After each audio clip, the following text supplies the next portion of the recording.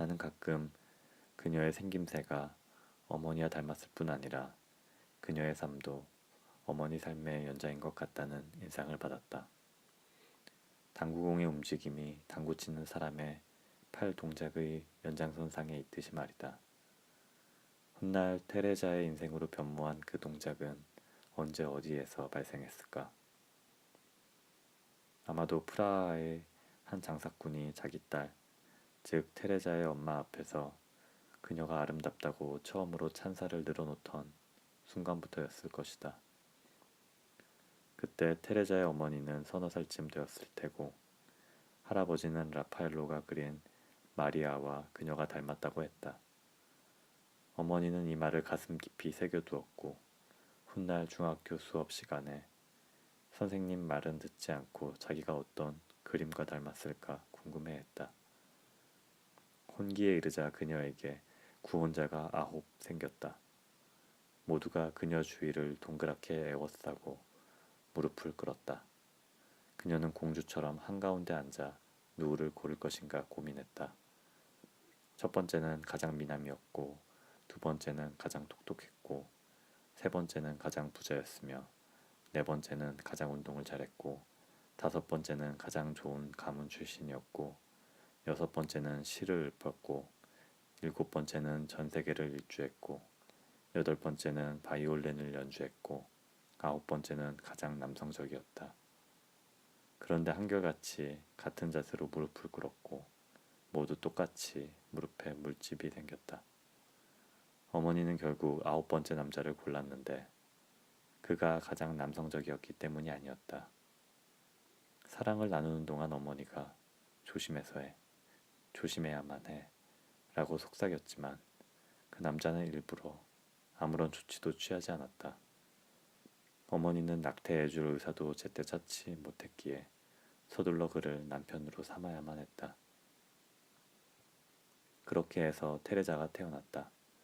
도처에서 수많은 가족이 몰려와 요람을 들여다보며 아기를 얼렀다. 테레자의 어머니는 그러지 않았다. 그녀는 침묵했다. 다른 8 구원자에 대해 생각했고 그들 모두 9번째보다는 훨씬 나아 보였다. 테레자의 엄마도 그녀의 딸처럼 거울 보는 것을 좋아했다. 어느 날 그녀는 눈가 주름을 발견하고 자신의 결혼은 엉터리였다고 중얼거렸다. 그녀는 사기 몇 건과 이혼 전력이 2번 있는 전혀 남성적이지 못한 한 남자를 만났다. 그녀는 무릎이 물집투성이가 된 애인들을 증오했다. 그녀는 사기꾼에게 무릎을 꿇었고 남편과 테레자를 버리고 떠났다. 남자들 중에서 가장 남성적인 남자는 남자들 중에서 가장 슬픈 남자가 되었다. 그는 너무 슬픈 나머지 모든 것에 관심을 잃었다. 그는 생각나는 대로 아무 데서나 큰 소리로 떠들었고 앞뒤가 맞지 않는 그의 발설에 불쾌해진 공산당 경찰은 그를 체포하여 재판에 회부한 뒤 감옥에 넣었다. 아파트가 압수되었고 쫓겨난 테레자는 어머니의 집으로 왔다. 얼마 후 남자 중에서 가장 슬픈 남자는 감옥에서 죽었다. 어머니는 테레자를 데리고 사기꾼과 함께 산자락에 있는 조그만 도시에 정착했다.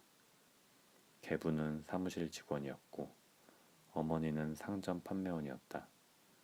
어머니는 아이 셋을 더 가졌다. 그리고 어느 날 여전히 거울을 보다가 자신이 늙고 추하다는 것을 깨달았다. 모든 것을 다 잃었다고 생각한 어머니는 잘못한 사람이 누구인지를 찾았다. 모든 사람이 유죄였다. 조심하라고 속삭여도 말을 듣지 않았던 가장 남성적이고 사랑받지 못했던 첫 번째 남자, 유죄다. 프라하를 떠나 조그만 마을로 그녀를 끌고 오더니 다른 여자 꽁무니만 따라다니며 그녀를 질투심으로 들끓게 만들었던 별로 남성적이진 않았지만 사랑스러웠던 두 번째 남편, 유죄다. 두 남편에 대해서 그녀는 속수무책이었다. 그녀가 좌지우지할 수 있고 그녀의 소나기에서 빠져나갈 수 없는 유일한 인간이자 다른 모든 사람들의 죗값을 대신 치를 수 있는 인질, 그것은 테레자였다. 하긴 어머니의 운명에 대한 책임이 테레자에게 있다는 말은 어쩌면 정확할 것이다. 그녀, 남자 중에서 가장 남성적인 남자의 정자 하나와 여자 중에서 가장 아름다운 여자의 난자가 이룬 부조리한 만남. 테레자라고 이름 붙여진 운명적 순간에 어머니는 실패한 인생의 마라톤을 시작한 것이다. 어머니는 테레자에게 어머니가 되는 것은 모든 것을 희생하는 것이라며 지칠 줄 모르고 설명했다. 아이 하나 때문에 모든 것을 잃은 한 여인의 체험을 표현하는 것이기에 그녀의 말에는 설득력이 있었다. 그 말을 들은 테레자는 삶의 최고 가치는 모성애이고 모성애란 큰 희생이라고 믿었다. 모성애가 희생 그 자체라면 태어난 것은 그 무엇으로도 용서받지 못할 죄인 셈이다. 물론 테레자는 어머니가 남자 중 가장 남성적인 남자에게 조심하라고 속삭였던 밤의 일화를 몰랐다. 그녀가 느끼는 죄의식은 원죄와 마찬가지로 정의할 수 없는 것이었다. 그녀는 속죄하기 위해 모든 일을 했다. 어머니가 학교를 그만두게 하자 테레자는 15살부터 웨이트리스로 일하며 버는 돈을 몽땅 어머니에게 바쳤다. 그녀는 어머니의 사랑에 보답하기 위해 무슨 일이든 기꺼이 할 수 있었다. 살림도 도맡았고 동생들도 보살폈으며 일요일에는 하루 종일 쓸고 닦았다.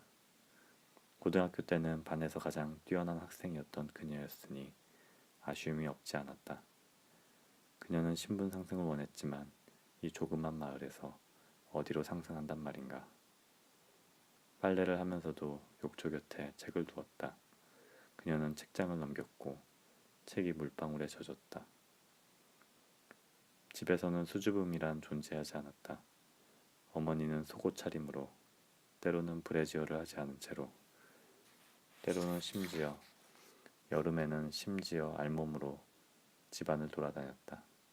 개부는 알몸으로 어슬렁거리진 않았지만 테레자가 목욕하는 순간을 노려 욕실로 들어오곤 했다.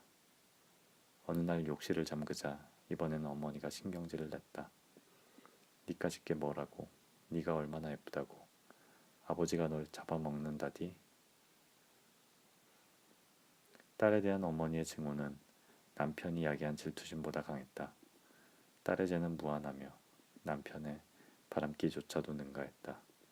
어머니에게 있어서 딸이 해방을 원하고 감히 자기 권리를 주장하는 것은 테레자에 대한 남편의 은근한 성적 집적거림보다도 받아들이기 힘든 것이었다. 어느 겨울날 어머니는 불을 환히 켜놓은 채 알몸으로 방 안을 돌아다녔다. 테레자는 건너편 건물에서 누가 볼까봐 얼른 달려가 커튼을 내렸다. 다음 날 어머니의 친구들이 찾아왔다. 이웃집 여자, 같은 가게에서 일하는 동료 여직원, 정기적으로 만나는 두 서너 여자들이 찾아온 것이다. 테레자는 그들 틈에 끼어 그들 중 한 부인이 데리고 온 16살짜리 남자아이와 잠깐 함께 있었다. 어머니는 대뜸 테레자가 얼마나 수줍음이 많은지 늘어놓았다. 그녀가 웃자 다른 여자들도 킥킥 웃음을 터뜨렸다.